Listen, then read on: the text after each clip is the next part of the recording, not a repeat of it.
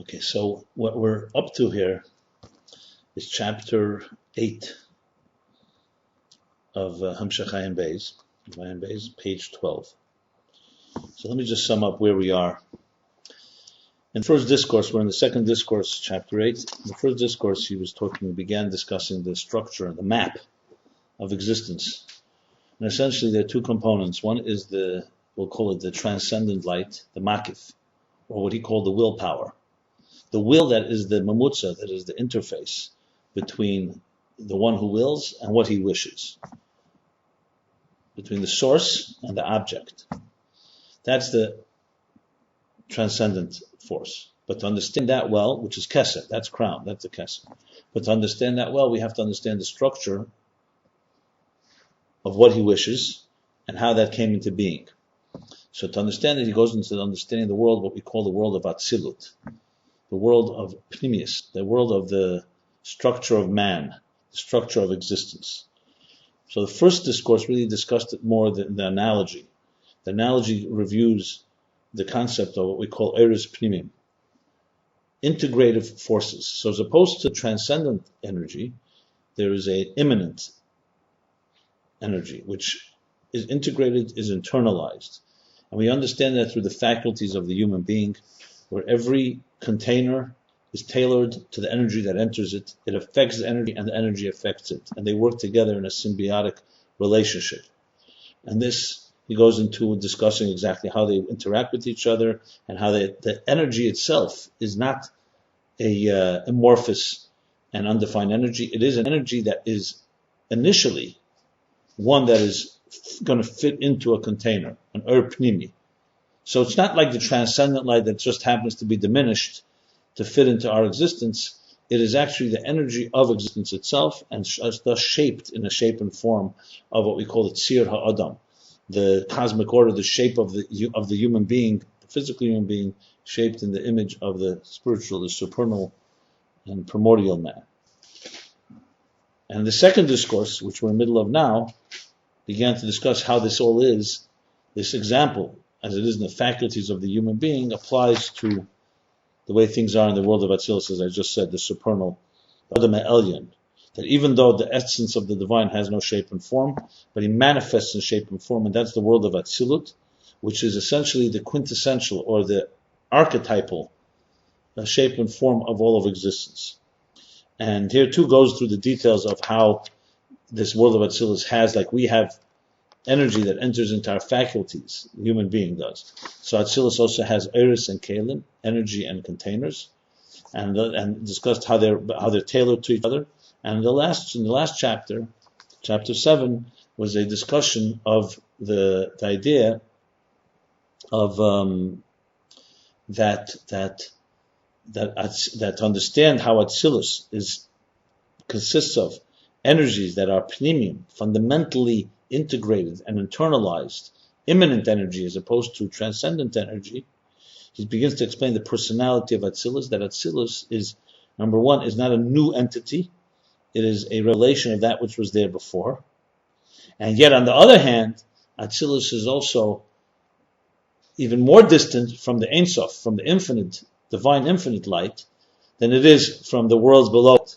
So it's like somewhat of a contradiction, which we're going to address now in chapter 8. Is Atzilut divine, or is it human? What I mean by human, is it part of the structure, or is it part of the divine? And that's where this is critical for the whole interface that we've been discussing, that to understand that it's really going to be both. It's a divine as it manifests in the structure.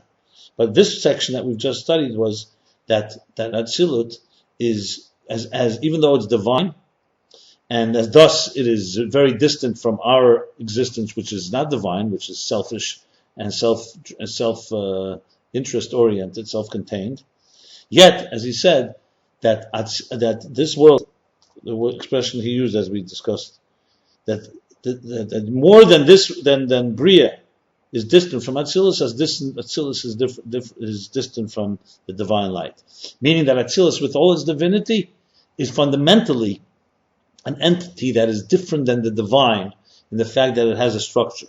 So it's not outside of the divine. It's a revelation that was there before. It's not a new creation, but it's still distant from the divine, and we recognize that through in this world, because we see how this world was created. We have to say that the Atzmus, that the essence of God is so different that it is distant and infinitely distant, not just from this world, but from all the worlds.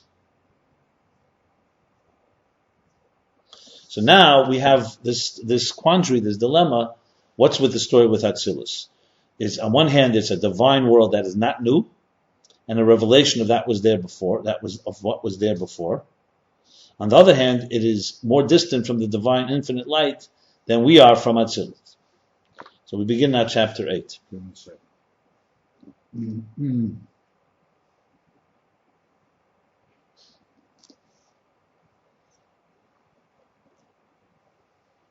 Okay? Yeah. So chapter 8 is page 12. Ches. Ach eine move on. However, it's not understood. Ma'acher sh'Atzilus u'ke'inyan v'atzalti. Since Atzilus, like its name implies, is like the Atzalti, the imparting.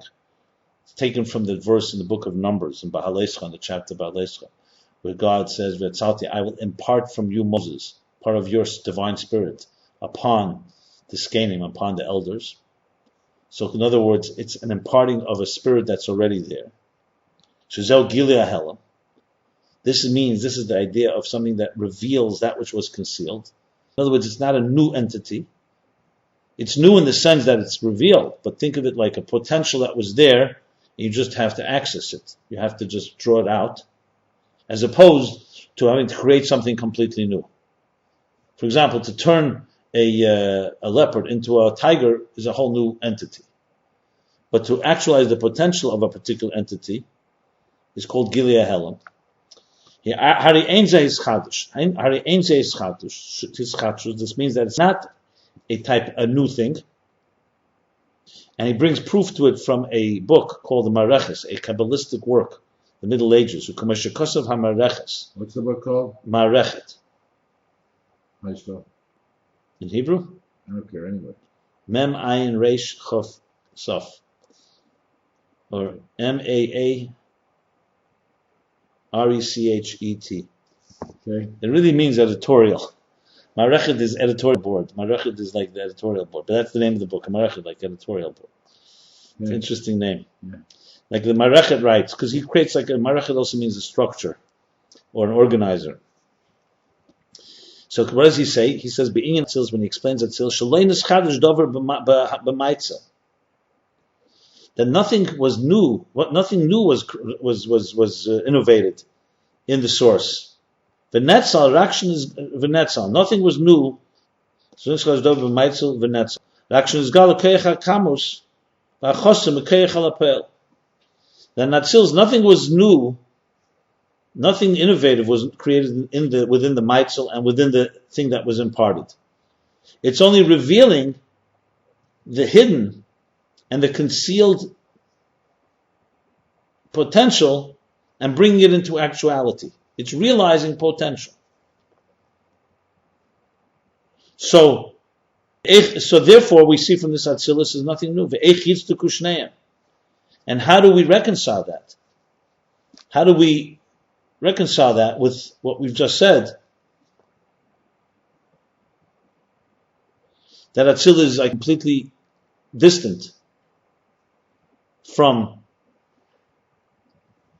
the divine infinite light, suggesting that it is a form of creation or a form of distance. When here he's just said that Atzilus is just revealing that which was there before. Okay? You understand the contradiction? Yeah, I don't see why it's a contradiction. Well, why not? That is a major contradiction.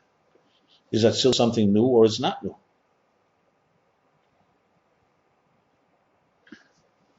Yeah, but why can't it be something not new and just supremely distant from its source, and yet still revealing? Well, when you say it's not new, we mean that it's revealing that which was there. Right. So that's... I don't see why that's inconsistent with it. So you can't call it being new. So distant from the source. So what if it's so distant? It still is revealing. It means when you say distance, it's not just distant. It means that it's not there. That the source does not have within it Atzilut. That's what it means. That's why it's distant.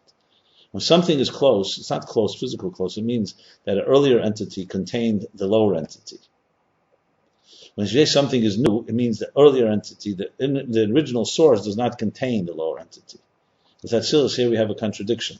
On one hand, we're saying it's only revealing that was there before, and then we're saying that it's not there, because that's what distance means. Distance isn't just distance. We're talking about that it's a completely different reality than what was there before. That means that reality did not have within itself the Atzilus that we're talking about. Okay? Okay. So, for example, Atzilus and Asiya, when we talk about the world of Atzilus and we talk about our lower world, they are very far apart. But Asiya evolves from Atzilut. They have some relationship. When you say something is infinitely distant from something, you're saying it has no relationship. For example, the set of infinite numbers does not include finite. Within finite, a billion includes one.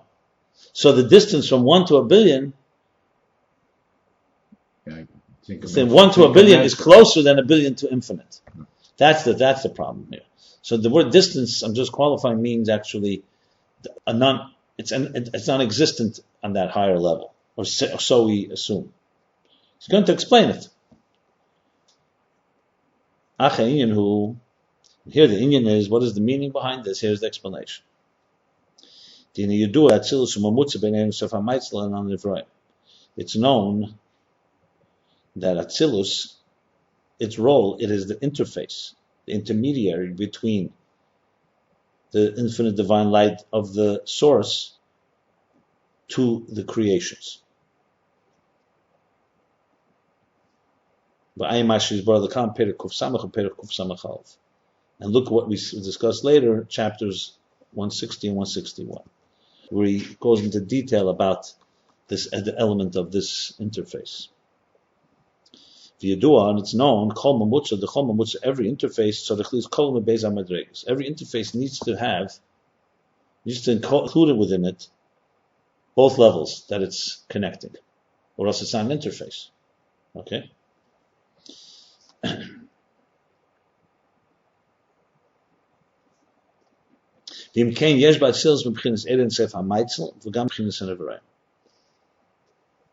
therefore, Atzilus has in it both something from the infinite divine light of the source and something from the creations. And these two things are these are the energies and the containers of Atzilus. And now he's going to explain. In other words, what he's going to show here is that Atzilus has both elements. It has an element of the divine, and therefore it is Gilead Helam, just revealing something that was there. But it has an element of existence and creation, and that aspect of it, it is infinitely apart from the divine.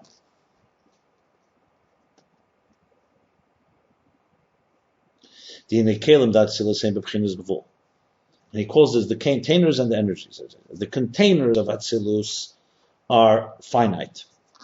Like it says in the book of the Avodat HaKodesh from Ibn Gabbai, another middle-aged classic Kabbalistic text. You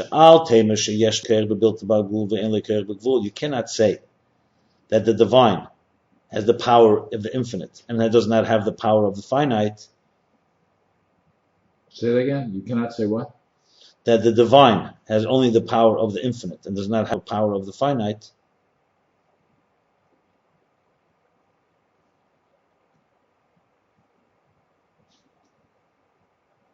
Because then you are diminishing his perfection. You're saying he's not complete. He only has the power of one and not double.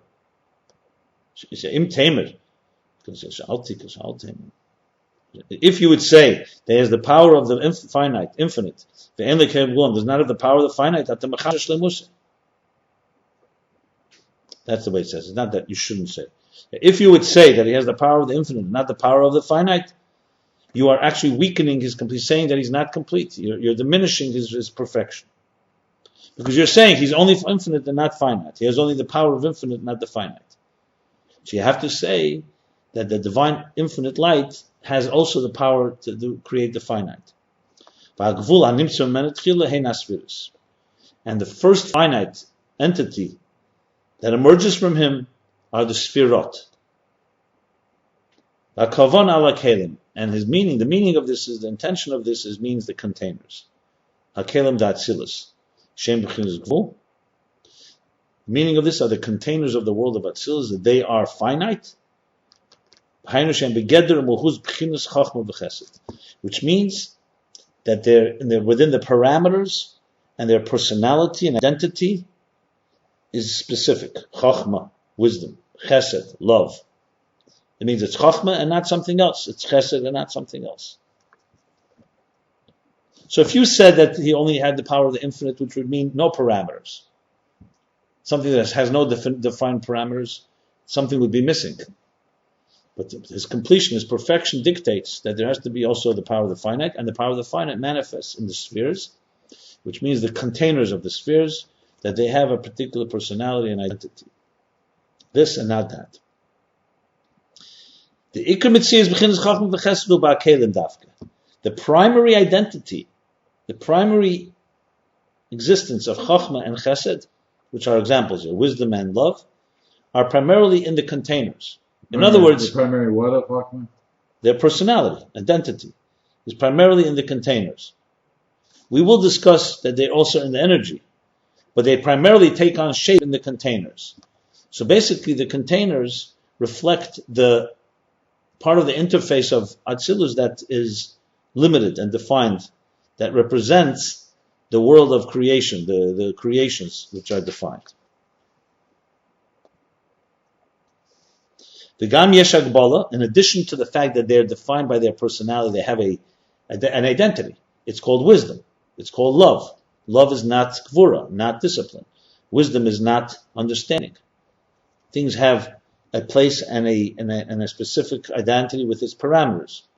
In addition to that, he's going to explain another way that it's defined. A second element of its Hagbala, v'gam yesh Hagbala b'hispashtus shalahem. They're also limited in how far they extend. So in other words, they're not just defined by their parameters that they are defined by with a certain identity. How far they extend, they have limits. They're not eternal. They don't extend infinitely long. In other words, besides their width, so to speak, besides their vertical, one second, vertical is this way? Horizontal. Right, that's horizontal. Right, besides their horizontal limitations, they also have a vertical limitation. Mm-hmm.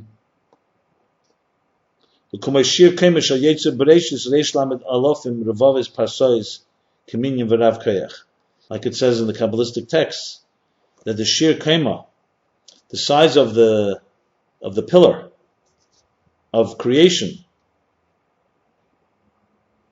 is 266,000. 266 billion or trillion even. Parsois is a measurement, is like a mile. Less than a mile. In other words, it's enormous. Alaf and Bavava is million. Alaf is thousand, so 236 million, thousand millions. That means 236 billions. Yeah. Parsois, measurement. So it's enormous, but it still has a limit. Like the number of Rav Koyach, the words Rav Koyach. It means enormous energy. In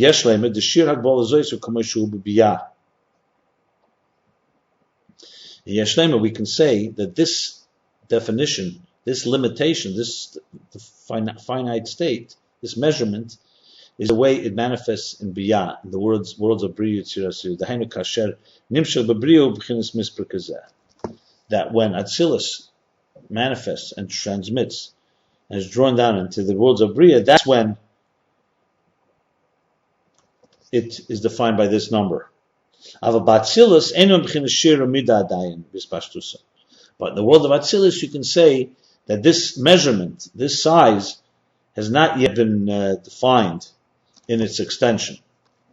So even though in Atzilus every sphere has its parameters, but you can say the real definitions of how far they will extend are defined in Bria. Like it says elsewhere. The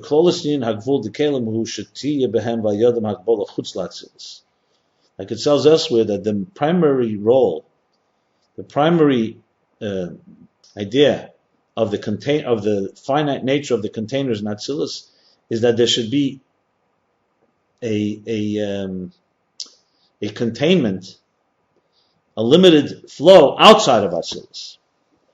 In other words, think of it this way. He's just adding a dimension, understanding the finite nature of Atzilus. When a teacher, for example, transmits ideas to a student, he's transmitting them in a finite way, so the student can contain them. But within him, you can say they're not. I mean, of course, he's a human being, so being human is finite. But relatively speaking, the ideas in him are infinite. Gotcha. Yeah. But they're still specific ideas. So what he began saying was that Atzilus has specific parameters. That we know. That's the containers of Atzilus. In addition to that, the flow, the transmission, the expression of these containers, of these identities, are limited, vertically limited. But now he's adding that vertical limitation could be really outside of Atzilus. So Atzilus itself, you don't yet have that limit. But it puts on these brakes in order to transmit to the student or to the next level. So the real manifestation of the limitation manifests in the worlds below Atzilus. But Atzilus Gufa, but in Atzilus itself, they're not finite. So there are containers in Atzilus that will limit the flow outside of Atzilut. You follow? Mm-hmm. And this is what it says in the book in the Formation, the earliest Kabbalistic work there exists, some attributed to Abraham. So it says, Midasan, Eser, that the 10 spheres, their number, their limit, their midasan, their size, their parameters are 10. She'en lehem sof, are 10 that have no end. So you see here, it seems like a contradiction of terms. If they're 10, then they do have an end. They're 10. So how would you explain that they're 10 and they have no end? The answer is, as explained elsewhere, that this is not just on the energy level, but it's on the level of the containers, that they don't have any finite nature, as they are in Atzilus. So the meaning of this then is as follows, that there are 10, meaning that each of them, they have 10 identities. But within each identity, within themselves, they flow infinitely vertically. But when they will limit the flow outside of their containers. So within their own realm, there are 10 that have no end. Outside of their realm, meaning as Atzilus manifests and extends into Biyah, those 10 will actually have will have an end. But in Atzilus, they don't have an end. But Aval Makom Mokum, nevertheless, Gam Kamosh Atzilus, even the way they are in Atzilus, even the way they are in Atzilus, they still are an entity. They are entities with identities of emotions and faculties. So they're defined entities. Chachma Bina Das. Avla Eris, okay, that's containers. So basically, he's explaining the two sides of the interface of Atzilus. On one side, Atzilus has something that reflects and represents the definition of the world, and those are the containers that are finite. He explained what finite means. Finite, but yet have a dimension of infinite in their vertical nature. And the finite is in their identity and how they will express outside of the world of Atzilus and Bria Tzilus. Aval ha'eris. Now he continues, but the energy of Atzilus, this represents and reflects the other side of the interface, the side that represents the divine, the infinite divine light. And the energy, but the energies are not a defined existence called emotions. Because they're a reflection of the divine light, Hamaitzel, of the source. Who's completely not defined by any parameters and emotions and feelings. So therefore also its reflection is not shaped and defined by any parameters. So the sunlight, for example, light of the sun reflects what the sun is like. If the sun doesn't have any parameters, then the sunlight doesn't have any parameters. I mean, here it's not a good example because the sun does have parameters. But think if the sun didn't have any shape and form, its light, its reflection would also not have any shape and form. So we see from that energy, on the other hand, does not have shape and form like the containers. And now he explains how this begins in the root of everything, in the root of this cosmic order. Ukiyudua, as it's known, the root of the energies come from the kav. Remember the kav? Mm-hmm. The kav is that narrow, thin ray and thread of light, an energy that flows after the tzimtzum into the black hole where the divine light was concealed. So all energy comes from that kav. That kav is the root of all energy. That's the root of it all, that thread. The kav, the root of the extension of the amshacha, of the manifestation, of the drawing down of light, of the kav, comes from the infinite light before the tzimtzum. Like he writes in Eitz Chaim, in the classic work of the Arizal, called the Tree of Life, in the beginning, Himshich Kavdak Ma'id Elyon, that after the tzimtzum, he extended a very narrow ray of light. But it came from Ma'ir Elyon, from the energy and light that preceded the tzimtzum. So he's proving here, he's making the case that since energy or light comes from the kav, and the kav comes from the infinite light before the tzimtzum, you have to say that the light is similar to its source, and therefore also doesn't have defined parameters as opposed to the containers. But this needs to be analyzed as well, because as we'll see as this develops, we'll see the kav and the light has also both dimensions. So even though right now we're speaking that the containers and the energy are the two aspects of the interface, we shall soon see that the energy has pnimi, the energy is integrated energy, the containers have elements that are not so defined. So everything is everything, but right now we're discussing it in the context of light and energy. So he's now discussing the kav. And the same thing with the kav. Even though the kav comes from the infinite light, but it's still a narrow thread. It has parameters by being a narrow thread. It's not an all-encompassing, undefined light. That's what he's asking now. And though the extension of the kav, the expression, the benefit, the drawing of the kav, the drawing down of the kav comes through the tzimtzum, through the concealment, the kolosai savas Atzilus, hein Atzilus eres v'Atzilus akel makol yadei tzimtzum shayu be'erein se baruch hu. Because everything that's in existence, the general creation, the structures, the general being of Atzilus, both Atzilus of the energies and both Atzilus, the imparting of the containers, everything came through the tzimtzum that was in the infinite divine light. Shari tzimtzum hayu ba'er, because the tzimtzum was in the energy. The tzimtzum was not just regarding the containers. The tzimtzum actually concealed the energy. K'noida the lifnei tzimtzum, as it's known.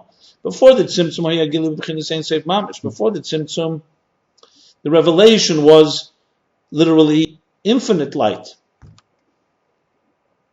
Like he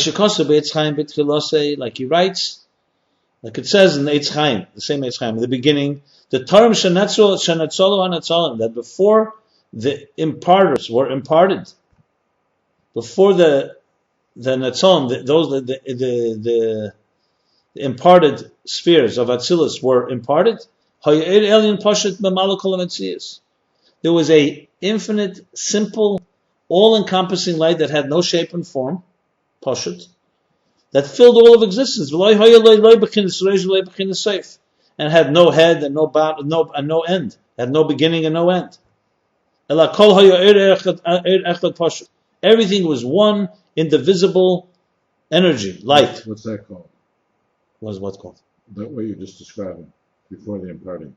It's Called the infinite divine light before the tzimtzum. Shave b'ashpa achas was one indivisible energy that was equal and total equanimity. And that's called the infinite, the infinite light. That's called Ein Sof, that's called the infinite light. That was what was going on before the tzimtzum. Right. And so this, the Ayin had tzimtzum, who was the tzimtzum then? The tzimtzum, the concealment, who shenisalam b'chinas Ein Sof. The tzimtzum was that it concealed, that the infinite element was concealed. And an energy was transmitted that was measured and weighed in proportionate to the worlds, tailored to the universe, to the existence. So, going back to what he's saying here, so the energies that we're talking light, we said, as opposed to containers, don't have shape and form like the kav, but he's qualifying and saying that even though the kav, the thread of light, in a sense has no definitions, but it came after the tzimtzum, and therefore was impacted by the tzimtzum, and that tzimtzum concealed the energy and light. Nevertheless, so what then is the distinction between the energy and the containers? Nevertheless, the primary role and need for the tzimtzum was in order to create the containers.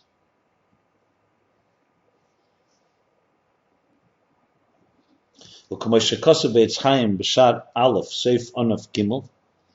says in Eitz Chaim, the first gate, the third branch, at the end of the third branch, so it's like a chapter, the end of the third chapter, that the need for the tzimtzum was in order to shape the kelim, the containers.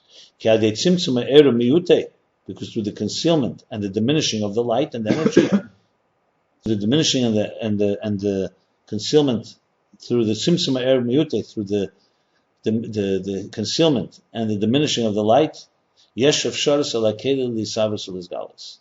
That allows the potential, the possibility for the container to come into being, and to be revealed. Because the containers are of something of substance. They are made of a container by definition is mitzias davar. It's something that has substance. And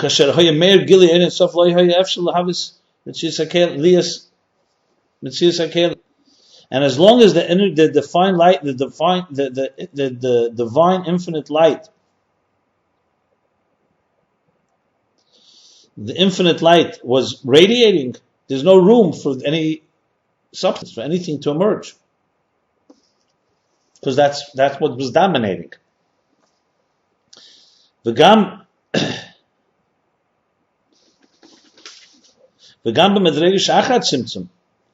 in truth, even the levels after the tzimtzum, like for example,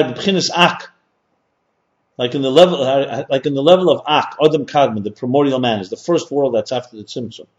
Lo yesh adayim mitzias hakelim. In other words, not only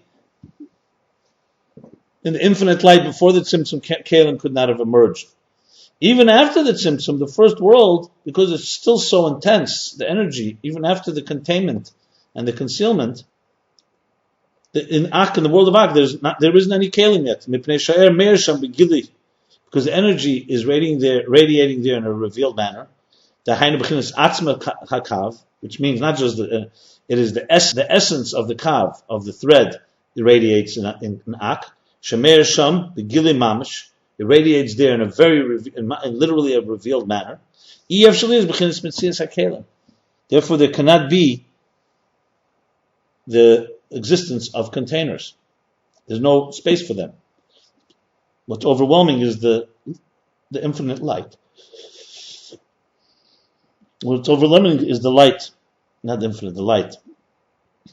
And then he goes even further. The next world after Ak, I'll explain this in a moment. The Gamba Akudim, and the next world under Ak is called Akudim. Akudim means 10 energies in one container. So there also the energy is so intense. There's only one container. So let me just explain this in simple words. Generally speaking, when we talk about energy in containers, there's a formula. The more the energy, the less containers. The more the containers, the less energy. We'll use an example. The human body. The most energy is in the brain, is in the head. It's the smallest container of the body. We have the eyesight, we have the nose, we have the mouth, we have the ears, we have the central nervous system, we have the spine, we have the brain. It releases the most heat. But physically, it's the smallest container. The chest, the torso, which has also organs, but not as many and not as intense, is larger. And the legs, which have even less, is almost half the body. So there's that rule that the more matter, the less energy. The less energy, the more matter. So matter, substance, matter, and energy are essentially disproportionate to each other. The same is true, for example, when you want to communicate, let's say, an idea. Okay? You'll find the more intense and more intimate your feelings, the less words you have. Because words are containers. You want to talk about superficial things, sports, weather, gossip, things that have no real significance, you have many, many words. Does that make sense? Sure. Yeah. Because the more intense the power of the energy, the containers are too small. That's why metaphor, poetry, just oivei, a cry, a song, can capture more than volumes. So basically containers and energy, even though they work hand in hand, but when there's too much gross matter and material, I'm sure you know this also in medicine. If there's too much, the arteries are blocked, or something that is an overgrowth of something, it blocks the flow of life, right? You need to have subtle containers to express more energy, and if the containers are hardened, or they become crass, and so on, they block, don't allow the flow of energy to flow through it. So bottom line is what he's saying here is that containers, that the main part of the tzimtzum, the main function of the tzimtzum was for the emergence of the containers. Because containers represent matter and substance, something of substance, and as long as the energy is so intense, there's no room for containers. And even after the tzimtzum, it's a gradation that takes place. That you need to conceal the energies before the containers can emerge. So in Ak, only energy and no containers.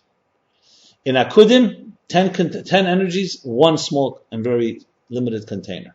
The next level will have 10 energies and 10 containers. Ak has no containers? Right. Akudim is energy into one container. Nikudim, the next world will be 10 energies and 10 containers, but they're so intense, they create the breakage of the containers, if you recall. What's that word called? Nikudim. Nikudim. Like points. And then comes the third level, Vrudim or Tikkun, Atzilus, where there the energy is going to be diminished enough that they can work together with the container and they don't destroy one another. So basically demonstrating how when there's too much energy, the containers cannot manifest. Thus, the tzimtzum's main function was not the diminishing of the light, but the emergence of the container.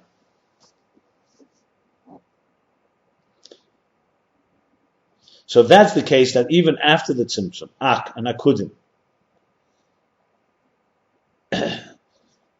even there, the containers are very flimsy, and either don't exist, only one exists.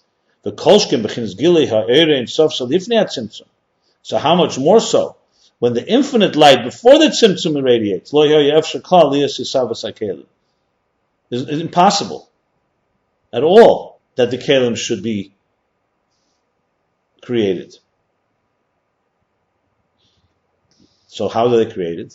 The only way they can emerge, the only way they can come to be, is through the tzimtzum, specifically through the concealment. The tzimtzum, by definition, means the absence of light and revelation. That through this tzimtzum, that is an absence, a concealment of light and revelation, the kelim can emerge. A simple example, but not exactly, would be, imagine throwing objects into an ocean. In the ocean, you don't even know they're there.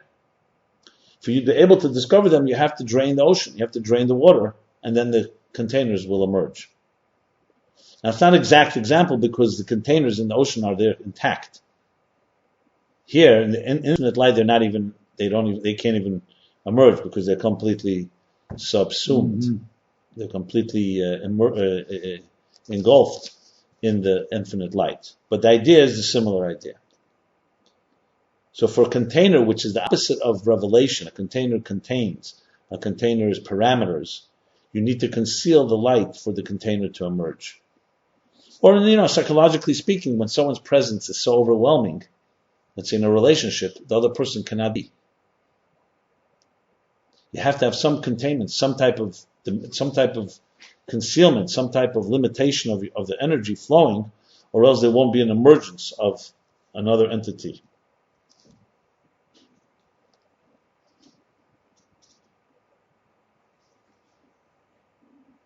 And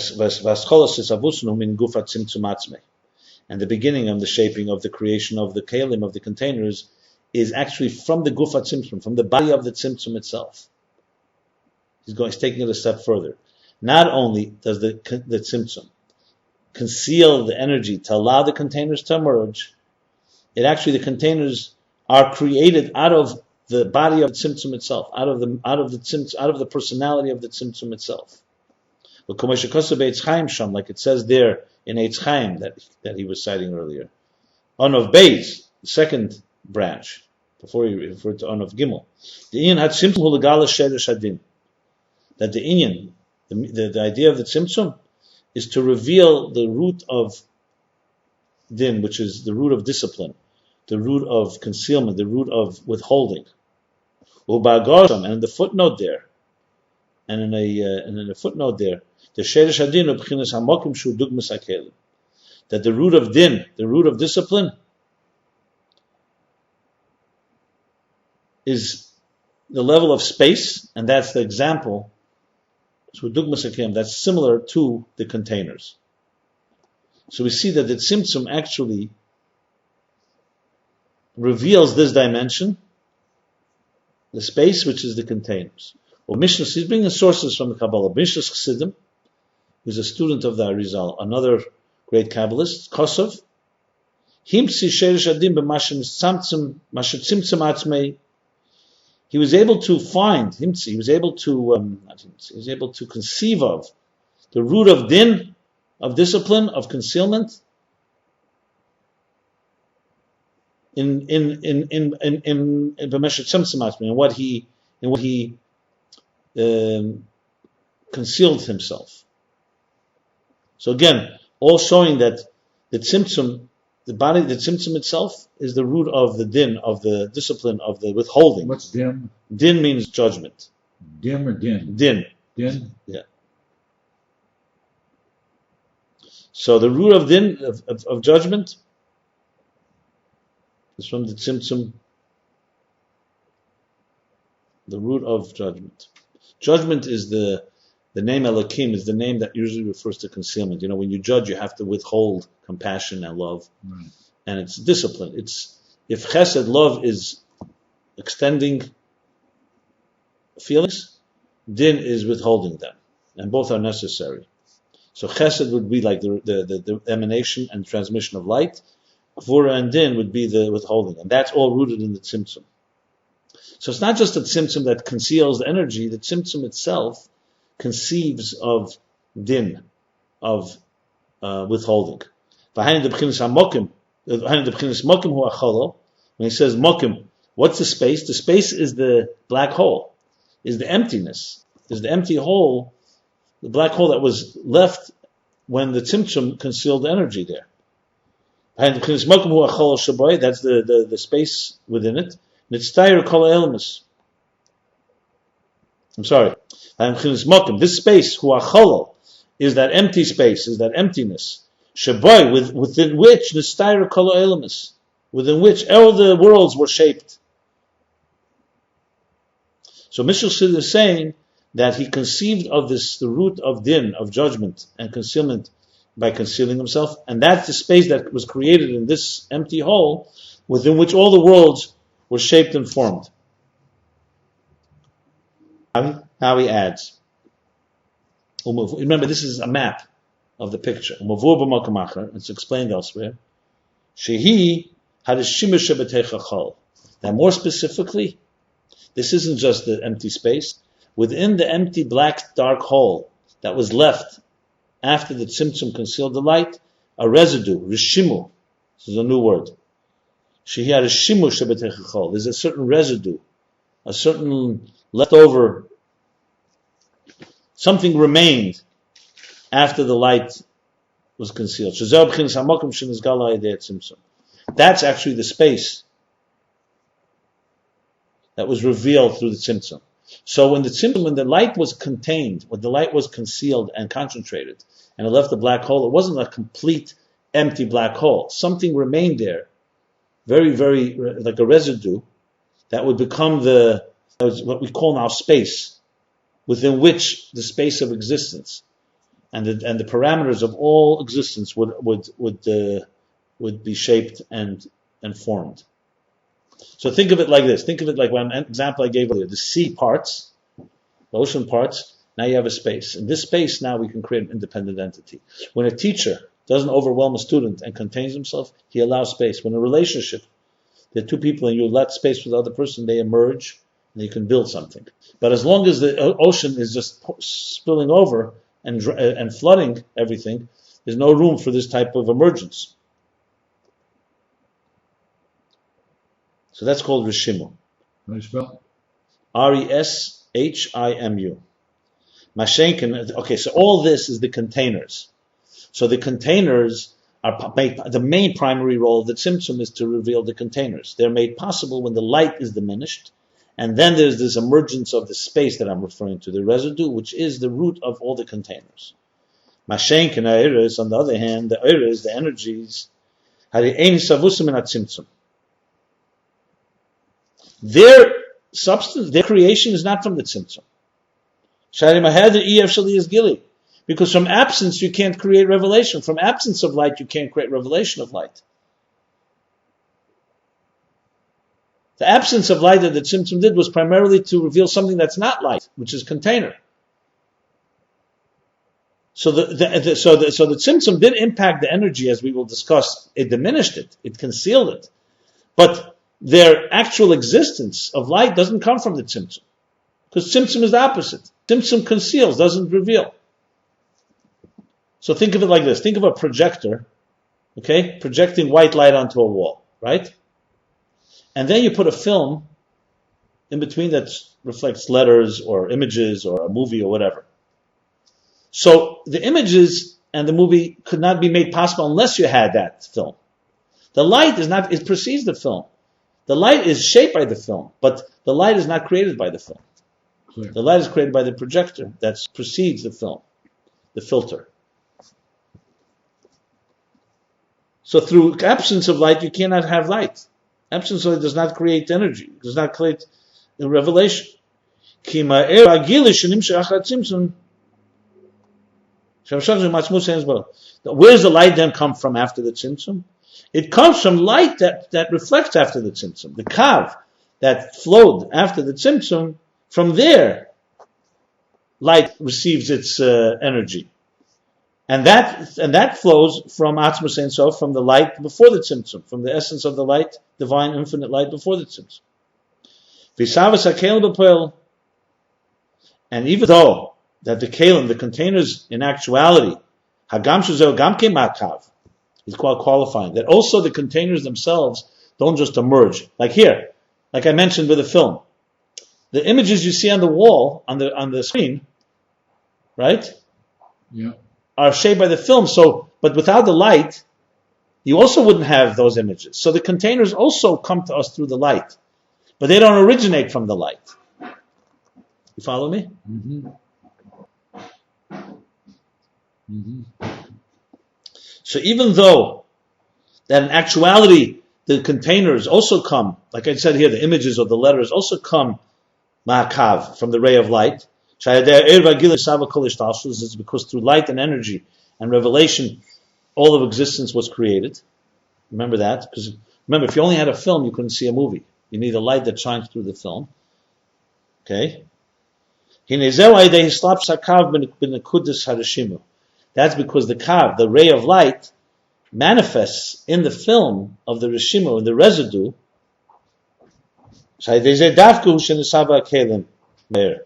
And dafka, and precisely only through that are the containers created from the energy. So exactly in this analogy, it's a perfect analogy for this. You have a projector projecting light. Think of that as the light before the tzimtzum. With that alone, you do not have any existence. It's an indivisible light, it's just white light.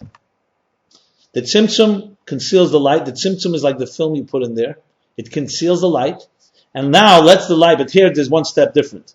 In a projector, it doesn't conceal it completely. It's opaque. It shapes it. The tzimtzum, imagine, conceals the entire light, then puts a filter, a screen, a film that allows now the light to shine through. So the light now is originating from the projector. The images and anything that you're seeing is originating from the residue, from the film. But it can't get to the wall, you can't see it unless the light shines through the residue and shapes it, and then now you see it. So you really have two entities coming from two different places, and that's the process of how it works. Make sense? Yep. Okay. And this is the inyan, now he's introducing another concept. It says also in Kabbalah that from the particles, not really the particles, yisavus, from the thickening, from the thicker parts of the energy, the keli is made.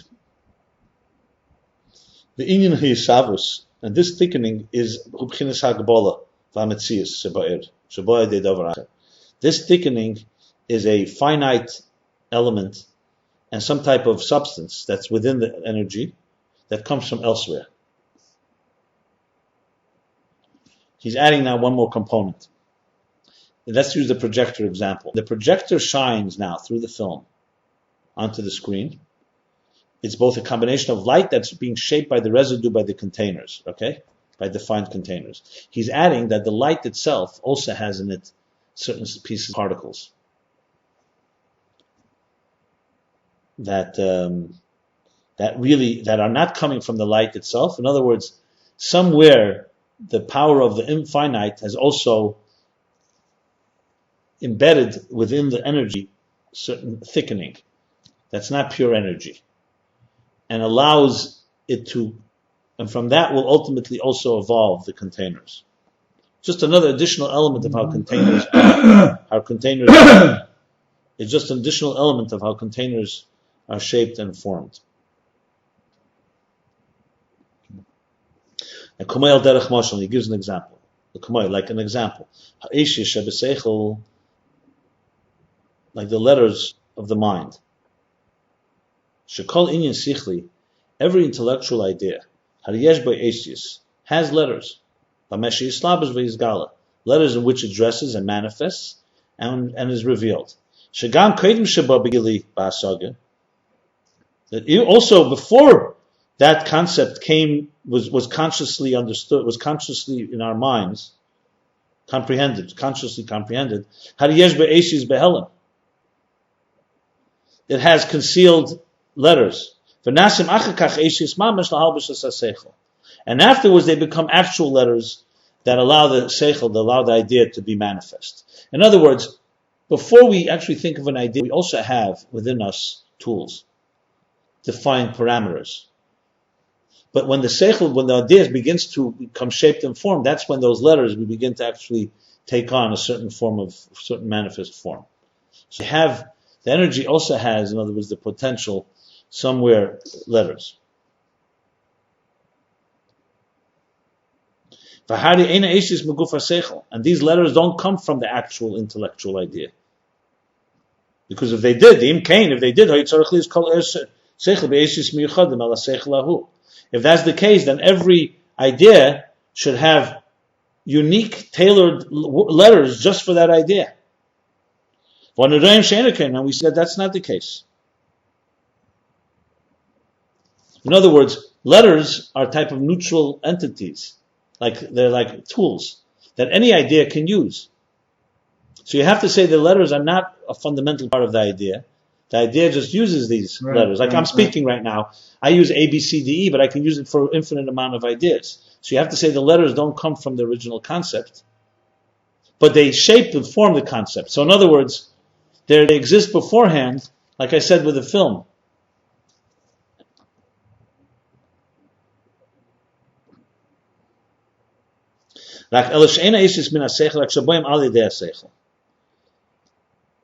So the letters are not from the intellect, but they come through the mind. The mind carries them. In other words, the film is not originated in the light, but the light carries them to us. Follow? Yeah.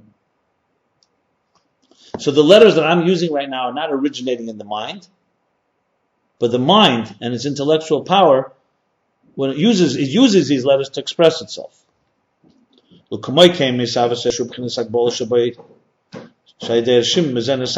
same thing is those thicker components, those thickness, the thicker substance within the energy, which is its finite parameters that come from the reshimu, from the residue.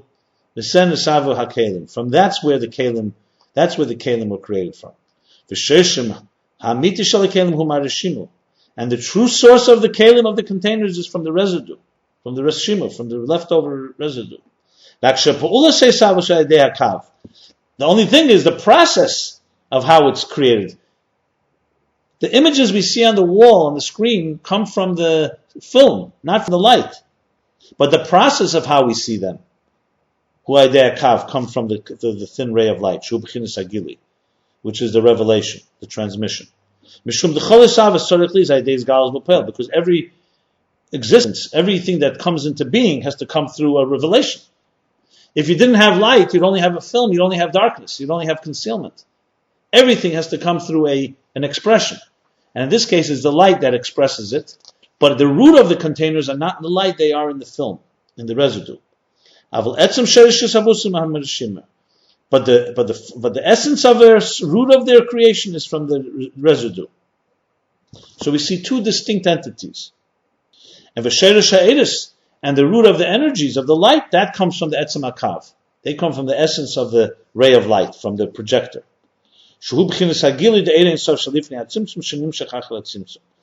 And that is the revelation of the infinite light before the tzimtzum, that came down, was drawn down after the tzimtzum in a narrow thread of light.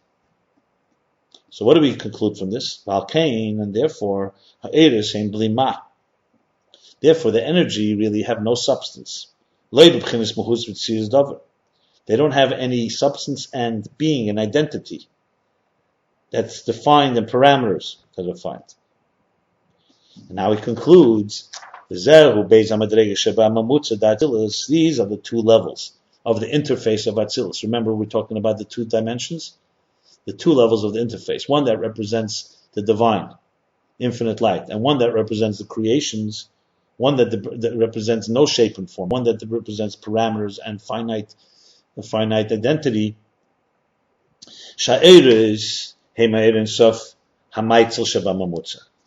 The energy, the light in Atzilus, that comes from the infinite light of the source within this interface. And the containers, they're the element inside of the interface that are relative and defined and tailored and identifiable, proportionate to the creations. Now he adds something. He's going to explain how this is Torah. Now it's known that Torah is also an interface between the divine light and the worlds. Like it says in the Zohar, that God looked into the Torah and created the world. The Torah is a blueprint. The Torah says, I was God's tool chest. I was God's palette. Kleom Nasi means actually tools. tools for his handiwork. The kiyum kol advarim hagashmi v'savus ma'an liyeshu idea Torah.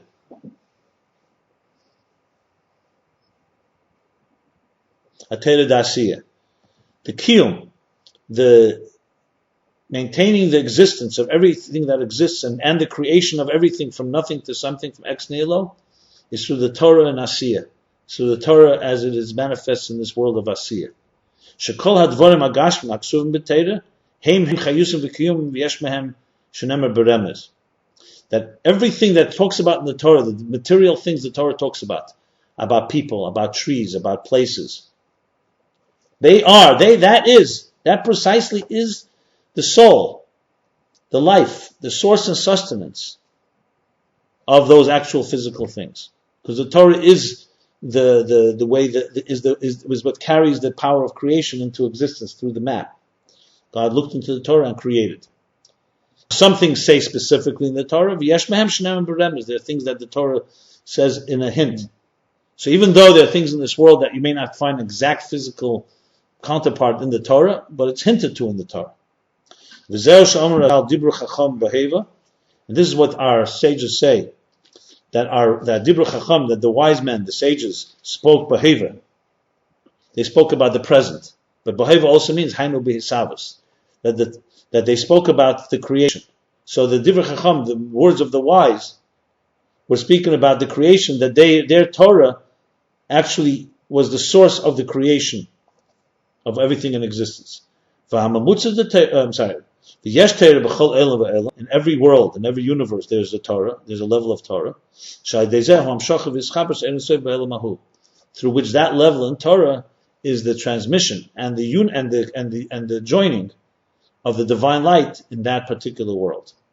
Just a few more lines. Yeah, because it goes so fast. Is it ever possible for me to get watch this thing to review? Yeah. Let me just finish a few more lines. It just goes so fast, I just can't keep up. And absorb. I can write the words down. You're going a mile a minute. Go ahead, finish. And this interface of the Torah is not like the interface of the worlds.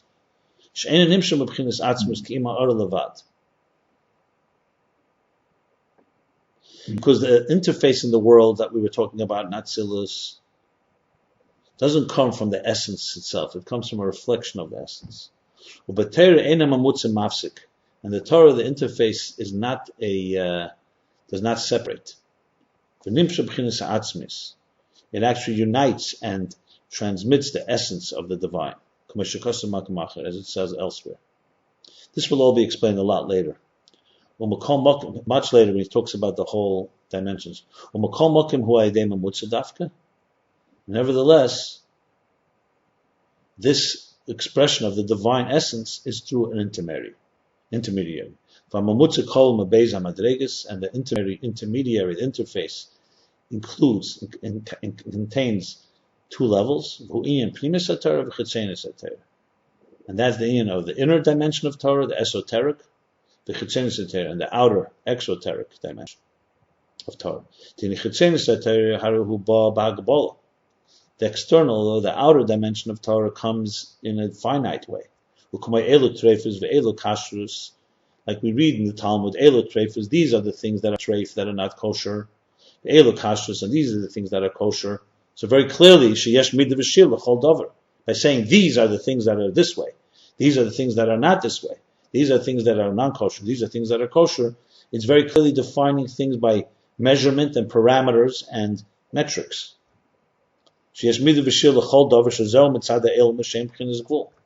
Because this is how the Torah is manifesting and relating to each thing in the worlds, and the defined worlds are all very defined in a defined way. It's this and not that. It's finite. The inner dimension of the Torah has no measurement, has no finite elements at all. Like it says in the Talmud or in Medrash. Everything has a parameter, everything has an ending, everything has a boundary, except from Torah, except the Torah that has no boundaries. What does that mean? It's referring to the inner dimension of Torah. This is the second dimension of Torah, that is the infinite light in Torah, Sheb'chinas bli gvul, that is without end. That finishes this chapter. So briefly, I'll summarize it. I'll summarize it like this. In this chapter, what he came to explain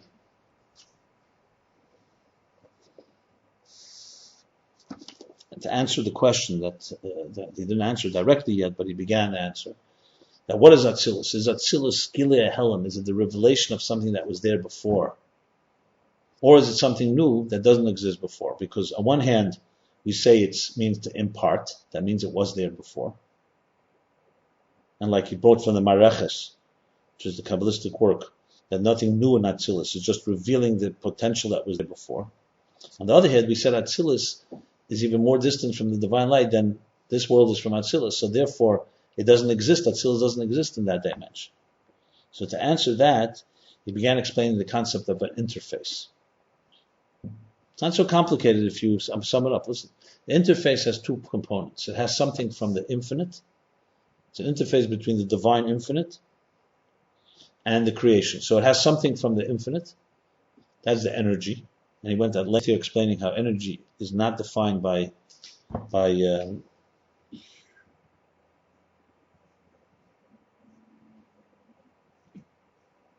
it has the containers.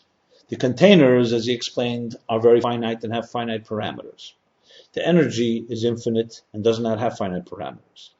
Even the energy that comes after the tzimtzum is still rooted in the energy, like in the projector, in the light before the tzimtzum.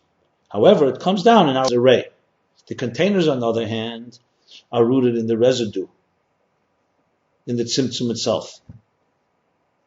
And then they interact. For that to be revealed, the process is through the light. But they're two distinct entities. So basically, Atzilus has an element of finite in it and an element of infinite. Clear? Yep. And that's the interface. And now he concludes the chapter by saying Torah also has this element. Except in Torah reflects the divine essence, whereas Atzilus, in the worlds, the interface is more of the reflection of the divine. So Torah too has the inner Torah and the outer Torah. One is a taste of the infinite, one is a taste of the finite. That's briefly what we've just discussed. But in detail, he went through the whole meaning of what containers are, how containers and energy are not the same personality, that when there's more energy, there's less container, and so on and so forth. But Atzilus has both elements in them, as the Torah does. If you want, I could conclude to the end of the discourse. It's up to you. You want to stop here? Yeah. Yeah, but I really... Okay, that's fine. So we'll stop here, page 14. We're close to the end of chapter 8.